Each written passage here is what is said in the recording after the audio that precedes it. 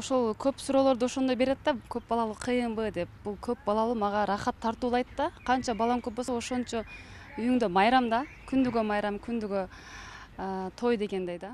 Айчүрөк айым жаш көрүнгөнү менен 7 баланын энеси. Ал Кызыл Кыя шаарынан Баткен шаарына энелерди сыйлоо аземине келген. Мугалим болуп иштеп, жолдошу экөө 2 уул 5 кызга татыктуу тарбия берип келишүүдө. Айчүрөк айым көп балалуу үй бүлөлөргө мамлекеттен төлөнүүчү жөлөк пул иштегенине карабай берилсе жакшы болмок дейт. Анткени мугалимдин эмгек акысы 7 баланы багууга араң жетет.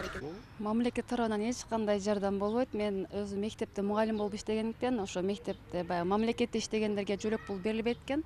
Өзүбүздүн күчүбүз менен эле багып чоңойтуп жатабыз.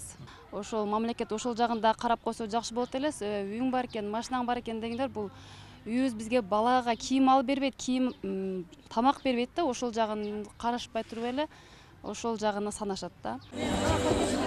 Май айынын акыркы жумалыгында уюштурулуучу Энелер күнүнүн алкагында Баткенде майрамдык иш-чара өткөрүлдү.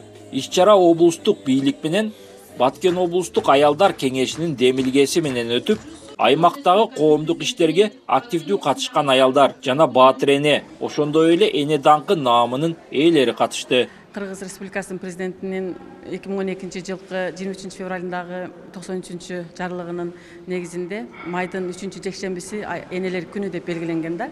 Ошол энелер күнү жылда ушинтип белгиленгенине байланыштуу биз азыр энелер күнүнө карата энелерди чакырып, ошолорго кичине жакшы маанай тартуулайлы деп уюштурган кезибиз. Азыр энелерге биринчи грамота, сыйлыктар берилет. Андан кийин аз болсо дагы кичине көңүл буруп подаркаларды алып келгенбиз, белектерди, ошолорду таркатабыз. Баткен облусундагы аялдар кеңеши тарабынан уюшулган энелерди сыйлоо иш-чарасына областык бийликтин өкүлдөрү да катышып, облустун социалдык экономикалык жактан өсүп өнүгүүсүнө кошкон зор салымдары, коомдук иштерге активдүү катышкандыгы жана жетишкен ийгиликтери үчүн бир катар асылзаада айымдарына ардак грамоталарын ыйгарышты. Бүгүнкү майрамдык иш-чарада мен Баткен облусу энелерин өзгөчө куттуктагым келет.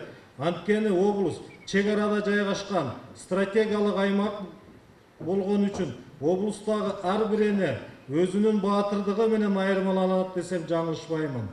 Сиздер эрдик жана эрктүүлүк деген улуу сапаттын жана сүйүүнүн үлгүсү болуп келесиздер. Белгилей кетсек, 2012 жылдан тарта ар бир жылдын май айынын 3 жекшембисинде республика аймагында энелер күнү белгиленет.